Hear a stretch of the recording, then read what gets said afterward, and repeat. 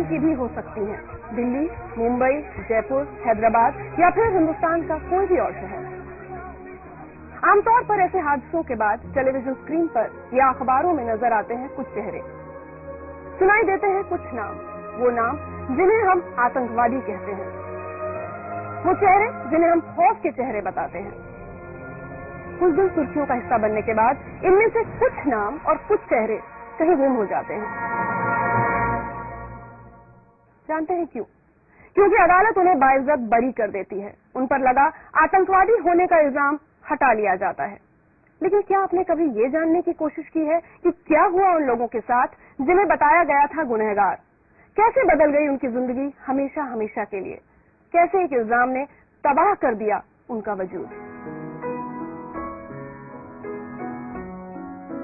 Imran cricketer बनना चाहते थे, लेकिन उनके माता पिता चाहते थे कि वो एक इंजीनियर बने, पैसा कमाएं और अपनी बहन के हाथ पीले करें। लेकिन उनके ऊपर लगे एक इल्जाम ने सब कुछ तबाह कर दिया। उनकी बहन के लिए रिश्ता आना तो दूर, रिश्तेदारों ने भी मुंह फेर लिया। एक आतंकवादी को सबक सिखाने के लिए लोगों ने उनके घर पर पत्थर फेंके और हालत ये हो गई कि इमरान ने भी इस जिल्लत से तंग आकर खुदकुशी करने का फैसला कर लिया। इमरान, क्यों करना चाहते थे खुदकुशी? खुदकुशी इसलिए करना चाहता था क्योंकि मेरी वजह से जो है मेरे घर वालों को बहुत प्रॉब्लम हो रही थी और सिर्फ मुझे ये पुलिस वाले लेकर इतना न्यूज में बता रहे थे और मेरे घर पर कई बार पथराव हुआ और मेरे जो भाई है उनके स्कूल में उनसे तरह तरह के सवाल पूछे गए थे और मेरी बहन को उनके इंस्टीट्यूट से निकाला गया था क्योंकि वो मेरी बहन है और मेरे जो पिताजी है उन्हें उनके प्रमोशन की जगह डिमोशन दिया गया था। तो उसकी वजह से जो है मैंने सोचा कि मेरी वजह से इतनी प्रॉब्लम आ रही है, चलो मैं ही मर जाता हूँ तो ये सब प्रॉब्लम खत्म हो जाएगी। क्या हुआ था आपके साथ? क्यों पकड़ा गया आपको? मुझे इसलिए पकड़ा गया था कि मुझे बताया गया था कि आप जो है मक्का मस्जिद ब्लास्ट के जो मेन एक्यूज्ड है, मेन जो कॉन्स्पिरेटर है वो मैं ही हूँ, मुझे बताया गया था। मीडिया में उन्होंने ये बता दिया कि ये जो है इमरान जो है एक मक्का मस्जिद ब्लास्ट का एक्यूज्ड है और इसने ही ये मास्टरमाइंड है जिसने ये ब्लास्ट करवाया है। और उसके बाद फिर अगस्त 25 को लुम्बिनी और गूगल चाट का ब्लास्ट हुआ था, उन्होंने मेन कॉन्स्पिरेटर फिर मुझे ही बताया था। तो उसके बाद में मुझे लेकर गए थे नार्को के लिए। जैसे ही वो नार्को टेस्ट कंप्लीट हुआ, उसके नार्को टेस्ट जो है 5 या 6 बजे खत्म हो रहा है, उससे पहले ही 5 बजे रिपोर्ट आ रही है कंप्लीट न्यूज चैनल्स में कि इमरान ने हर चीज कबूल ली, इमरान ने हर चीज अपने ऊपर ले ली कि उसने ये सब करवाया है। एक बात बताओ, आज अगर मैं आपसे कहूँ कि जुलाई 2007 जब आपको गिरफ्तार किया गया, वो दिन 22 साल की उम्र थी सिर्फ आपकी? 22 साल। एक आम लड़का क्या कर सकता है? क्या कर रहे थे आप उस दिन? कहाँ थे? मैं जो है क्रिकेट खेलकर कोई दोस्तों के साथ बाहर गया था, तो वहां से क्रिकेट खेलकर मैं वापस आया घर पे आके मैं अपना नॉर्मली खाना वाना खा के सोया था और मुझे पकड़ने के लिए जो है ये लोगों ने कुछ 7 से 8 गाड़ी, जैसे आपने देखा कि बिलाल, इस हेडलाइंस में एक है कि शाहिद बिलाल एक करके कोई टेररिस्ट है बड़ा, और वो टेररिस्ट ने 300 मेंबर्स में से मुझे चुना था क्योंकि बिकॉज आई वाज द मास्टरमाइंडेड। ये ऐसी बातें ये जो है लिख देते हैं, कोई बोल देता है ये लिख देते हैं, बट इसका आगे जो असर होगा वो कभी नहीं सोचते ये लोग। अब मेरा केस एक्विटेड हो चुका है, एवरीथिंग इज फाइन नाउ। अब कोई मुझे पूछता तक नहीं है कि आपका जो प्रीवियस था इन्होंने क्यों आपके ऊपर रॉन्ग केस डाला था, क्यों क्या हुआ। कोई जाके कमिश्नर को ये नहीं पूछ रहा है कि क्यों भाई आपने क्यों पकड़ा था इमरान को, ऐसे रॉन्ग केस डाल के अगर छोड़ दोगे किसी को, किसी की लाइफ क्या होगी। कोई आज तक कोई कभी किसी को पूछा ही नहीं है। जैसे जैसे मेरे घर पे पुलिस वाले आते हैं, मेरे आजू बाजू वाले जो मुझसे बात करते हैं, कभी कभी अच्छी बात करते हैं, ये केस के बाद में कभी कभी जैसे अच्छी बात करते हैं वो भी बात करना छोड़ देते हैं वो लोग। जैसे ही पुलिस वालों को देखते हैं पूरा दरवाजे बंद आजू बाजू, और जैसे मैं इधर उधर देखता हूँ तो सब भाग जाते हैं। घर के बाजू शादी होती है, मुझे नहीं बुलाते हैं। अगर मैं किसी के शादी में चले जाऊं तो सब खाली। अगर कोई मस्जिद के पास नमाज पढ़ के सब लोग बाहर निकल रहे हैं, मैं अगर नमाज पढ़ के किसी को सलाम करूं तो सब भाग जाते हैं। और ऐसा हो गया मैं ग्राउंड में अगर खेलने जाऊं तो पूरी टीम बोल रहे हैं कि नहीं भाई बस आप बहुत अच्छे हो इमरान भाई, आप जाइए। एक बात बताओ, समझ सकते हैं तुम्हारे साथ क्या हुआ। मतलब 22 साल की उम्र में जिस लड़के ने इतना सब कुछ सहा, उसी वजह से तुम्हारे अंदर आज इतनी नफरत भर गई है, इतना गुस्सा दिख रहा है मुझे। बेशक देखिए, अगर आप किसी को भी इनोसेंट को उठा के अगर आप टेररिस्ट बोल देंगे तो गुस्सा तो आएगा ही, बट मैं चाहता हूँ ये सब छोड़ दूं, मैं आगे बढ़ूं, कुछ ऐसा करूं, कुछ लाइफ में ये सब भूल जाऊं मैं। जाऊं और कुछ ऐसे काम करूं जैसे लोग मुझे पसंद करें, पहले जैसा पसंद करते थे। पहले मैं मेरे गली का जो है, मेरे एरिया का मैं हीरो था, क्योंकि मैं उन्हें मैचेस जिताता था। आज मुझे कोई मैच में लेता भी नहीं।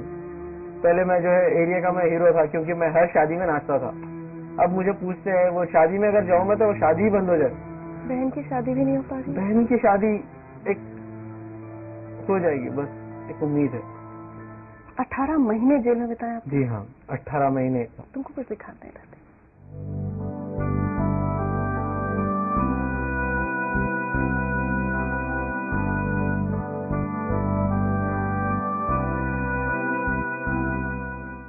ये चंचलगढ़ सेंट्रल जेल है, यहाँ पे रखा गया था मुझे, और शुरू से आखिरी तक 18 महीने मैंने ये जेल में बिताए हैं।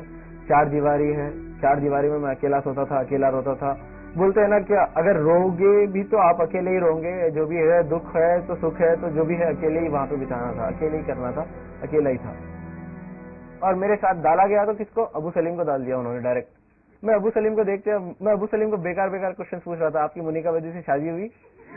तो वो बोल रहा था यार तू अभी बच्चा ही है, तो देखो ये इसको किसने डाल दिया केस में? ये अबू सलीम कह रहा है मुझे, एक क्रिमिनल होके दूसरे क्रिमिनल को समझा रहा है ऐसे। बहुत टॉर्चर भी किया गया? टॉर्चर बहुत ज्यादा। एक बच्चे को उठाते हैं, जो कॉलेज जाने वाला बच्चा है, खेलने वाला बच्चा है, उसे उठा के ऐसे मारा जाता है, 3rd डिग्री टॉर्चर दिया जाता है। मुझे जो है नॉर्मल इलेक्ट्रिक शॉक्स दे दे के परेशान, और इलेक्ट्रिक शॉक्स भी ऐसी जगह पे दिए जाते थे प्राइवेट पार्ट पे, और प्राइवेट पार्ट पे यार समझ नहीं पाते। अब मैं वो पेन भी नहीं बोल सकता हूँ मैं आपको, इतना बुरा था वो एक लम्हा। जब मुझे मारा जाता था तो दिमाग में एक टाइप ऑफ व्हाइट रोशनी आती थी, आंख बंद करता था, ऐसे रोशनी आती थी, फिर ऐसे बिछक कर दिया था। अच्छा, वो मार दिया उन्होंने जेल में। उसके बाद में कंटिन्यू 3 महीने तक मैं रात में बराबर सो नहीं पाता था। सब लोग बोलते थे यार तू नींद में जो है एकदम उठ जाता फिर बाद में सोता है, तो बोलता था नहीं मैं तो सो रहा था ना। नहीं, वो बोलते नहीं मत मारो बोलते रहता है ऐसे। मैं हर मार पे एक ही बात पुकार रहा था, अम्मी बचाओ, अम्मी बचाओ, अम्मी बचाओ। मैं सोच रहा था शायद ये आवाज कहीं तक चले जाए, कोई आ जाए मुझे बचाने के लिए। फिर उसके बाद में मुझे जो है ऐसे बाल पकड़ के खींचते हैं नजदीक और ऐसे लात से मारते। जैसे मारने के बाद में उनके हाथ में अगर देखें इतने बाल आ जाते थे। जेल का सर्टिफिकेट है मेरे पास 2 साल का, वो दूं? कोई देगा मुझे नौकरी?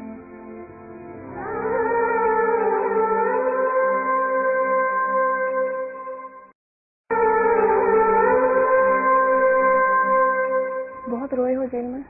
बहुत रोया हूँ। ये जेल में जो है आपको कैसे बताऊं, देखता था मैं दूसरे लोगों को जो रिहा होकर जाते थे, जिसकी बेल आ जाती थी, जिसके केस खत्म हो जाते थे, उनको देख के मुझे रोना आता था। और वो जो सलाखें वो साइकोलॉजिकली बहुत इफेक्ट करती है। और जब मेरे वालिद वालदा जो है आके रोते थे वहां पे जेल में, तो उन्हें देख के मुझे ऐसा होता था यार ये तोड़ूं और बाहर चले जाऊं, एक बार उनसे मिल लूं और वापस आ जाऊं। और सब में मेरे लाइफ का जो सब में बुरा दिन गया है लाइफ का, अब तक के अगर कोई पूछेगा कि सब में लाइफ का जो सब में बुरा दिन था, वो था जेल में ईद का दिन। ईद के दिन मैंने नॉर्मली पूरे लोगों को मैंने समझाया आप मत रोइए। बाद में मैं जेल में अपने बैरक में आता हूँ और मैं रोता हूँ, क्यों? मेरे माँ बाप से मैं दूर हूँ। एक बार तो क्या हो गया, किसी ने कह दिया कि मेरे माँ का डेथ हो गया ईद के दिन। अरे यार उस दिन तो सोचो आप कैसे, मैं कुछ समझ में नहीं पा रहा, मैं बात नहीं कर पा रहा हूँ, इधर जा रहा हूँ उधर जा रहा हूँ पागलों की तरह। जेलर को बोल रहा हूँ सर प्लीज एक फोन करने दीजिए। वो बोल रहे नहीं सर नहीं, हमारे पास जो है हम नहीं कर सकते, आप समझिए बात को, विल डू वन थिंग। वो ऐसे करके फिर बाद में उन्होंने एक जो है शायद किसी से परमिशन ली, कोई बड़ों से बता करा कि ऐसे कुछ नहीं हुआ है मेरे घर पे। हेलो अस्सलाम वालेकुम बेटा। कभी ये हम लोग सोचते भी नहीं थे कि ऐसा इतना बड़ा हो जाएगा और आप वापस सही सलामत कर आएंगे।